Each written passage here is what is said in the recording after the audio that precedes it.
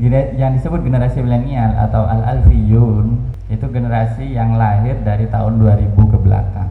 Jadi kira-kira kalau ada yang di sini adik, punya ponaan, punya anak gitu ya, lahir di atas 2000, itu berarti generasi milenial. Saya lahir menjelang tahun 90, jadi saya jauh sekali masih. Tapi kira-kira kita hidup sekarang bisa disebut era milenial. Sebenarnya era milenial itu apa? Nah, ini yang perlu kita coba telaah ya. Kita diskusi dengan santai saja, bukan ngaji sebenarnya. Kalau ngaji harus ada kitabnya, harus ada kopinya. Jadi kira-kira milenial itu orang yang hidup setelah tahun 2000. Apa yang terjadi setelah tahun 2000? Banyak fenomena yang terjadi di dunia secara global, yaitu hidup di era globalisasi. Jadi kira-kira kesadaran anak atau seorang manusia yang lahir setelah tahun 2000 itu kesadarannya seperti apa? Itulah yang disebut dengan kaum milenial. Jadi kaum milenial itu punya satu kesadaran yang khas. Nah, ini saya kira yang perlu kita pahami betul. Supaya apa? Kita ini yang sedikit lebih senior atau mungkin yang sepuh-sepuh tidak menghakimi begitu saja. Karena mereka adalah tunas-tunas bangsa, tunas-tunas agama. Mereka itu adalah tunas-tunas yang akan kita harapkan bisa tumbuh. Tidak bisa kita menerapkan cara 20-30 tahun yang lalu kepada generasi ini. Tidak bisa. Kesadarannya sudah agak berbeda. Apa saja bedanya? Mari kita coba pikirkan ya. Kita kaji. Salah satu yang bisa saya tangkap ya, setidaknya dari pergaulan saya dengan yang disebut kaum milenial itu. Sebelum kita nanti masuk kepada persoalan mengenai tradisi salaf. Itu adalah generasi ini memiliki satu kesadaran yang tinggi kepada punya satu keterikatan kepada media ya. Jadi mereka itu sangat familiar dengan media. Tidak enak kalau diam tidak ada sesuatu yang dipegang. Tapi bukan tasbih yang dipegang namanya. Yang dipegang itu HP atau sesuatu yang kira-kira mengkoneksikan mereka dengan dunia luar. Jadi generasi milenial ini syarat dengan media. Di mana-mana media. Mereka ingin ini secara umum saja ya, belum santrinya kan gitu ya. Menonton, ingin mengikuti perkembangan berita, ingin mengikuti berita-berita yang terbaru dan sebagainya. Generasi ini digambarkan sebagai generasi yang juga mudah gelisah. Bahkan kalau 1 jam saja diam itu gelisah, telinguk kanan kiri. Saya mau kemana gitu. Maka generasi ini punya juga satu kecenderungan, atau kaum milenial hari ini itu punya kecenderungan untuk suka bersosialisasi. Ini bagusnya. Hablum minannasnya bagus, sosialisasi. Biasanya orang-orang yang cenderung eksklusif, yang menutup diri, tidak mau bergaul, itu tidak laku sekarang. Jadi orang lebih senang untuk bersosialisasi. Jadi senang untuk berteman. Bahkan terkadang dari saking overnya berteman itu berteman dengan orang yang tidak pernah dikenal. Kadang juga dapat jodoh dari situ kan. Nah, bagaimana etika bersosialisasi? Nah, ini penting bagi kaum milenial hari ini, sangat penting. Dan mungkin sisi positif saja yang bisa saya sebutkan. Generasi ini suka belajar ya.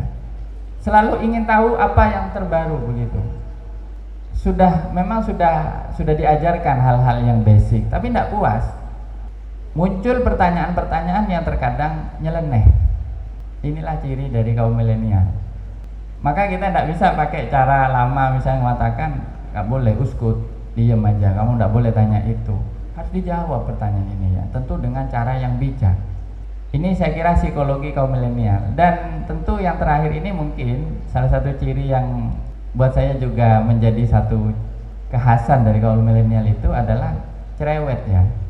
Jadi kaum milenial itu atau orang-orang di era sekarang itu aslinya banyak ngomong ya. Di depan saya aja sampean itu mbak-mbak itu diem, tapi di belakang itu masang status, aku lagi bareng Gus Fayan. Terus gimana bro, gimana acaranya, gimana sista acaranya gitu kan. Banyak yang sebenarnya mau diomongin. Bahkan terkadang unek-unek yang paling tidak perlu itu akan disampaikan secara publik. Ini artinya apa? Satu generasi yang sangat komunikatif, butuh untuk berkomunikasi terus.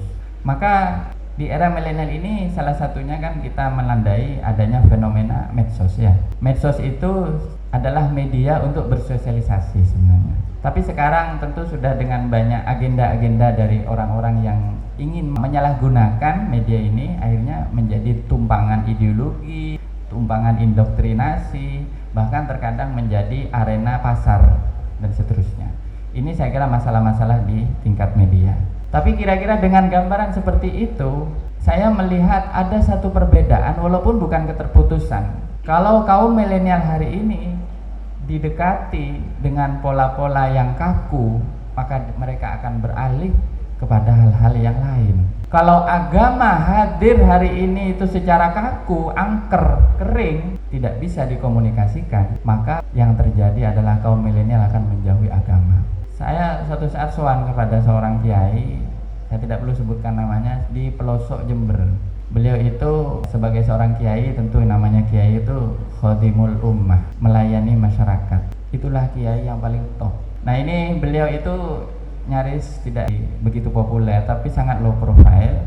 Suatu saat saya sowan, saya matur, kira-kira apa pesan buat saya gitu, khususnya dalam ketika berdakwah. Kemudian beliau mengatakan, nggak nikah kiai, jadi anura apa? Orang nikah mau ngadepin masyarakat makin nikah kun seto pedoman lagi hadis ini kan? Hadis saya kak di mana? Saya tanya hadis yang mana kiai? Yasiru wala tu'asiru, basyiru wala tunafiru. Kini kapon hadis yang gini kan? Engki hadis sahih kan? Oh, engki gini kapon. Artinya apa? Yasiru wala tu'asiru, permudahlah, jangan persulit. Orang mau tanya furu'iyah, masalah agama, gimana hukumnya kalau ada chat di tangannya? Ada anak muda tanya ya kepada kita, terus kita bilang, "Wow, kamu masalah chat aja di tangan nggak tahu." Dicemooh sama kita, nggak dikasih jawaban. Itu bukan yasiru, bukan basyiru, tapi itu namanya asiru. Jadi kira-kira dengan cara kita taisir pertama, taisir ya, kita mempermudah memahami, maka insya Allah orang itu akan mendekat. Dan ini adalah tantangan bagi kaum santri yang hendak saya kira melakukan dakwah, juga bagi kita sesama kita di dalam menyampaikan materi-materi keagamaan. Basyiru, kasih kabar gembira. Beliau mengatakan seperti ini, dan saya sampai sekarang ingat, terngiang-ngiang sekali. Ini pelajaran yang saya pegang dalam menyampaikan agama. Kasih yang enak-enak dulu, cerita neraka kan ada. Jadi jangan cerita hal-hal yang membuat takut orang lain. Ini kan beda. Kiai-kiai Aswaja, kiai NU Aswaja An-Nahdiyah Al-Indonesia ini, An-Nusantariyah ini kan. Ini kan caranya basyiru. Jadi cerita itu yang enak-enak, surga, bidadari, ganjaran, nyaman-nyaman. Tapi kalau teman-teman kita dari ikhwatina min HTI dan wahizbihim dan kelompok-kelompok mereka, itu biasanya yang diceritakan neraka duluan. Ceramahnya saja lain kan bedanya. Kalau kalian tidak ini maka tidak berjilbab, kafir. Nah, kira-kira orang beragama itu takut apa enggak? Nah ini saya kira ya satu tantangan. Sebenarnya sekarang persoalannya mencari formula yang seimbang. Inilah tantangan kaum milenial. Nah, kaum milenial itu paling suka mengkritisi sesuatu. Nah, di sini saya melihat dengan keadaan yang ada seperti sekarang, persoalannya bagaimana kita mentransfer hal-hal yang kita pelajari dari ulama-ulama kita yang salaf ini. Tantangannya di situ. Karena 30 menit, alhamdulillah. Saya kalau dikasih waktu 2 jam, udah ngomong 2 jam. Tapi ini karena ngaji-ngajian, karena nggak ada itu. Jadi ngaji semi diskusi, apalagi di kampus. Saya tadi pakai celana. Kiranya saya ragu apa pakai sarung, soalnya ini acaranya pondok, kata saya. Apa pakai celana, soalnya tempatnya di kampus. Ya karena ingin agak milenial jadi pakai celana.